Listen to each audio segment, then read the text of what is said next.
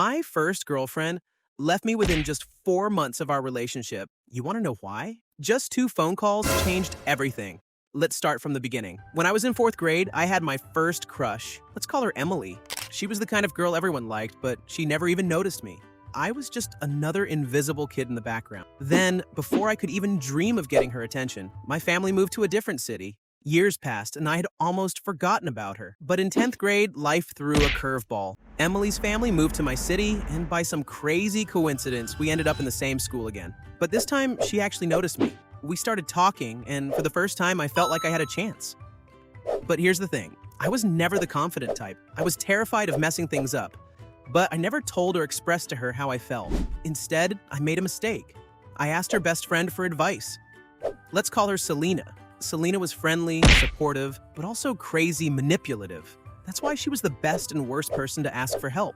She acted like she was helping me, giving me Emily's likes and dislikes, telling me what to say and what not to say. But behind my back, she was also telling Emily bad things about me. Slowly, Emily lost interest and started dating someone else. I didn't even know who he was. Selena told me about this, and she also said, Emily said, "Who would date a loser like you?" That broke me. I was heartbroken. And in my heartbreak, I need help. So I started talking to Selena more. She comforted me, listened to my rants. And before I knew it, I started to develop feelings for her. One day, I jokingly told her, "You totally set me up for failure," expecting her to laugh. Instead, she started crying. "If you stop talking to me, I don't think I'll see another sunrise," she said. That hit me like a truck. Was this love? Had she actually cared about me this whole time? I convinced myself she was the one, and within weeks, we were dating. For 4 months, everything felt fine. Not perfect, but it was real. Or so I thought. Then one day, I bought a pack of Doritos to enjoy a movie. After coming home, everything was set up. Netflix was on, when suddenly, I got a call. Not from Selena, but from her psychologist.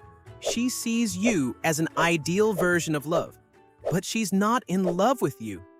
She's in love with the idea of you, the psychologist said. I was stunned.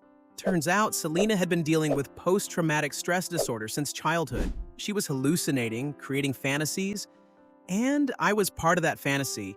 I thought a lot. I couldn't sleep that night, but I didn't know what to do. I wanted to help, but the more I tried, the more it felt like I was just another part of her illusion. In the end, I did what I thought was right.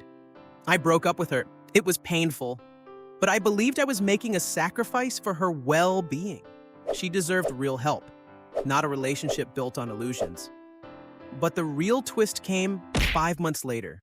One day, a boy came up to me while I was playing baseball and handed me a phone number. But the real question was, who was this boy and whose phone number was this? I came home and called. The call was picked up by a girl. I didn't recognize her voice. She told me that Selena had faked the entire thing. The calls, the hallucinations, everything.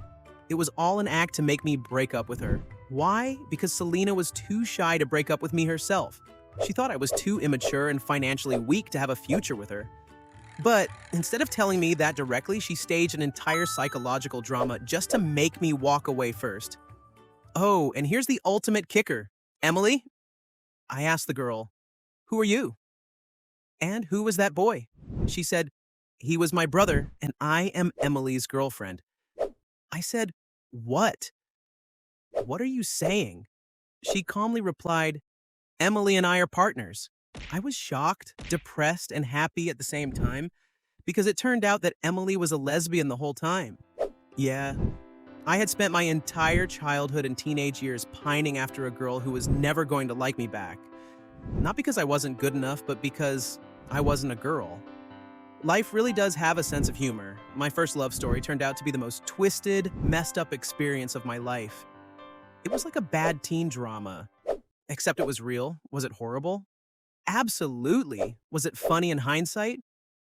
A little. Did it teach me a lesson? You bet. Never let someone else control your love story, and always, always trust your gut. If you want to know my after breakup story, comment in below and subscribe to show your support.